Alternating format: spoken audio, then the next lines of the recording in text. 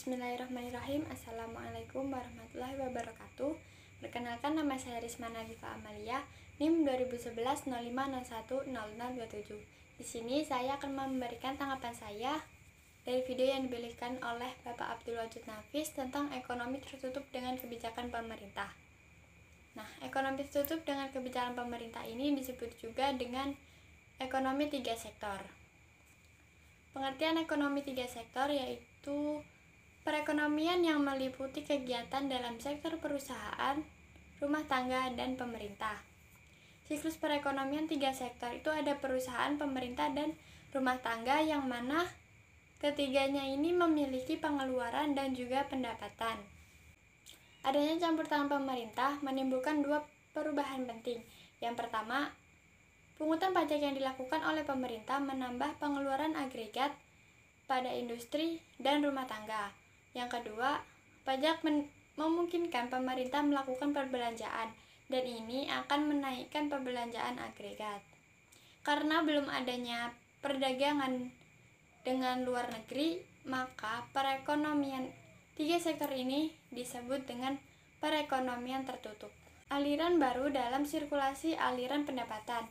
Yang pertama, pembayaran pajak oleh rumah tangga dan perusahaan kepada pemerintah. Yang kedua, pengeluaran pemerintah ke sektor perusahaan. Dan yang ketiga, aliran pendapatan dari sektor pemerintah ke rumah tangga dan industri. Pendapatan yang diterima oleh rumah tangga akan digunakan untuk tiga tujuan. Yang pertama, ditabung, yang kedua membayar pajak, dan yang ketiga membiayai konsumsi. Nah, dalam keseimbangan berlaku persamaan Y sama dengan C ditambah I ditambah G. Sedangkan tiap tingkat pendapatan nasional berlaku Y sama dengan C ditambah S ditambah T. Syarat keseimbangan yaitu penawaran agregat sama dengan agregat demand. Dalam perekonomian yang tidak melakukan perdagangan luar negeri, AS sama dengan Y. Nah, sehingga pada keseimbangan pendapatan nasional berlaku persamaan C ditambah I ditambah G sama dengan C ditambah S ditambah T. Apabila C pada setiap ruas dikurangi, maka berlaku I ditambah G sama dengan S ditambah T.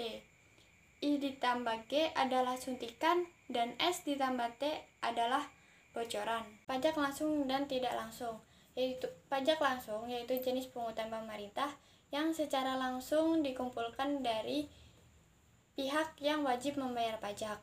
Sedangkan pajak tidak langsung yaitu pajak yang bebannya dapat dipindahkan kepada orang lain. Bentuk-bentuk pajak pendapatan. Yang pertama, pajak regresif yaitu pajak turun ketika pendapatan naik. Yang kedua, pajak proporsional yaitu pajak tetap untuk berapapun tingkat pendapatan. Dan yang ketiga, pajak progresif yaitu pajak naik ketika pendapatan naik. Efek pajak terhadap konsumsi dan tabungan. Pajak akan menurunkan YD atau pendapatan disposable sejumlah T atau pajak, sehingga YD sama dengan Y dikurang T. Karena YD turun, konsumsi dan tabungan juga turun. Sekian dari saya, kurang dan lebihnya mohon maaf. Hadza wallahu yar'ana wa yafazna walhamdulillahi rabbil alamin. Wassalamualaikum warahmatullahi wabarakatuh.